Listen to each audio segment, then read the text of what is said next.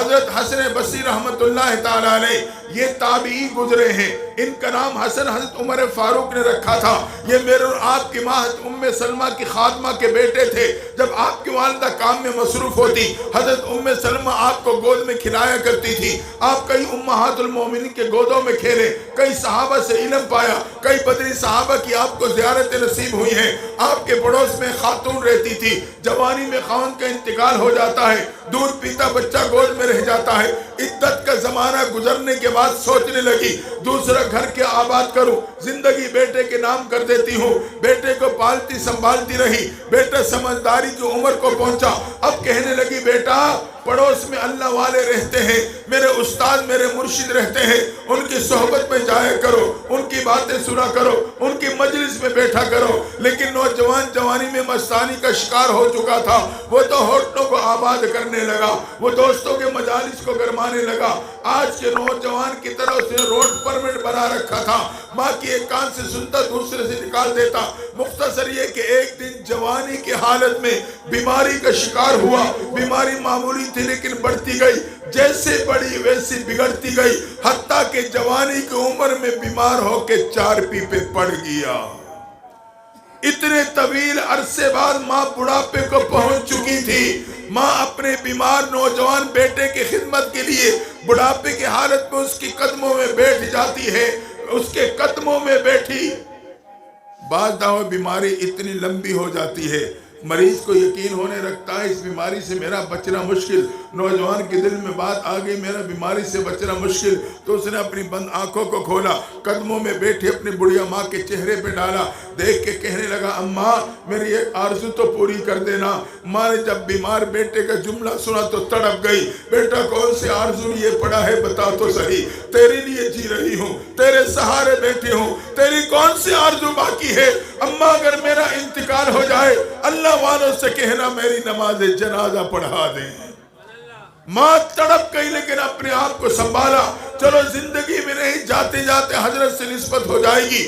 دوڑی حضرت کی خدمت میں، نوجوان بیٹا اس کیفیات سے گزر رہا ہے، آرزو کا اظہار کرتا ہے کہ جنازہ اللہ والے پڑھا دے۔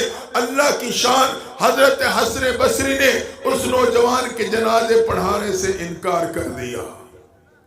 اب مرشد سے نہ اصرار کر سکی نہ وجہ پوچھ سکی۔ آج کل کی پیری مریدی تو تھی نہیں جو ہمارے پنجاب میں ہے کہ پیر کی ماننے میں خیر ہوتی ہے۔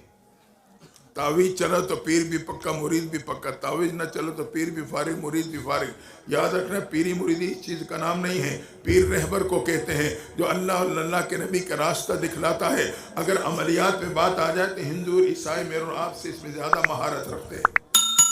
اس تعلق کا خاص مقصد ہے کہ جو میں مرشد کے ہاتھ میں ہاتھ دے رہا ہوں، اس تعلق کی وجہ سے رب سے میرا تعلق مضبوط ہو جائے۔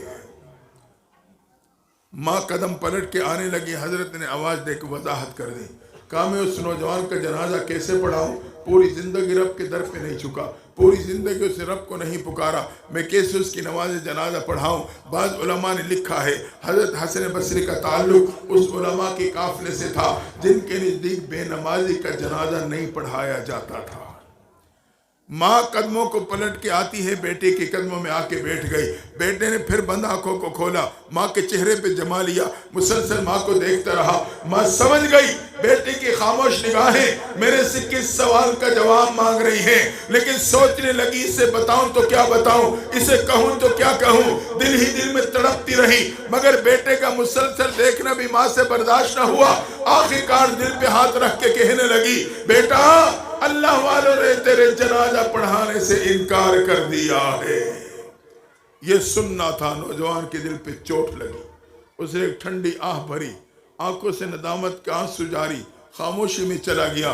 ماں ایک بار پھر تڑپ گئی، لیکن چند ہی لمحے بعد نوجوان پھر آنکھیں کھولتا ہے، ماں کو دیکھ کے کہتا ہے اماں یقیناً میں اتنا برا ہوں، اللہ والوں نے میرے جنازے سے انکار کر دیا ہے، اماں پھر تو میرے پہ ایک احسان کر دینا۔ بیٹا کیا احسان؟ کہا جب میرا انتقال ہو جائے میرے پاؤں میں رسی باندھ دینا، بستی کے گلی میں گھسیٹتے چلے جانا، جہاں بستی والے گندگی ڈالتے ہیں وہاں جا کے مجھے بھی ڈال دینا۔ میں نے تو توبہ نہیں کی، لیکن میرے دوست جب میرے انجام کو دیکھیں گے تو انہیں توبہ نصیب ہو جائے گی۔ माँ सुन रही है, तड़प रही है, करूं तो क्या करूं। मुख्तसर इसी कश्मकश में चंद लम्हे बाद नौजवान का इंतकाल हो गया। इधर बेटे की रूह परवाज हुई, उधर दरवाजे पे दस्तक हो गई। माँ परेशानी में बंद दरवाजे की तरफ दौड़ी, दरवाजा खोला तो क्या देखा, हजरत हसन बसरी दरवाजे पे खड़े।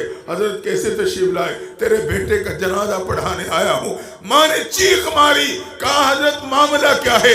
बेटे का इंतकाल अभी हुआ, घर में मेरे सिवा कोई है नहीं, मैंने किसी को इत्तला नहीं कि आपको खबर कैसे हो गई। फिर आप जनाजे से इनकार फरमा चुके थे, अब वक्त से पहले ही तशरीफ ले आए। हजरत की आंखों से भी आंसू जारी। कहा हाँ, जब तू बेटे की आरज़ू लाई थी मैंने इनकार कर दिया था। तेरे जाने के बाद मेरे आराम का वक्त था, मैं सोया तो मैंने ख्वाब में क्या सुना, रब की तरफ से आवाज आती है, मेरे दोस्त तेरे पड़ोस में मेरे एक दोस्त का इंतकाल हो चुका है, उसकी नमाज जनाजा पढ़ा। अगर जनाजे से इनकार किया तो दोस्ती से इनकार कर दूंगा। ये सुनना था। तड़पता हुआ उठा हूं, दौड़ते हुए तेरे दरवाजे पे नौजवान के जनाजे के इंतजार में खड़ा हूं।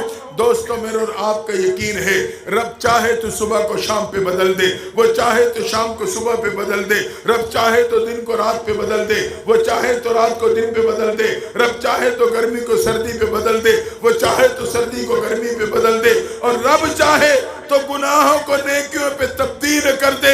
उलाइका युबद्दिलुल्लाहु सय्यातिहिम हसनात। उस नौजवान के नदामत भरे आंसू थे, अल्लाह ने गुनाहों को नेकियों पे तब्दील करके अपनी दोस्ती में शामिल कर लिया था। आए हम और आप भी सच्ची पक्की तौबा कर लें। फज़कुरूनी अज़कुरुकुम, आखिरी बात कह रहा था, मेरे बंदे नदामत के साथ याद करेगा तो मग़फ़िरत के साथ याद करूँगा। उस नौजवान के नदामत के आंसू बहे, अल्लाह ताला ने गुनाहों को माफ़ नहीं बल्कि उसे भी नेकियों पे बदल दिया।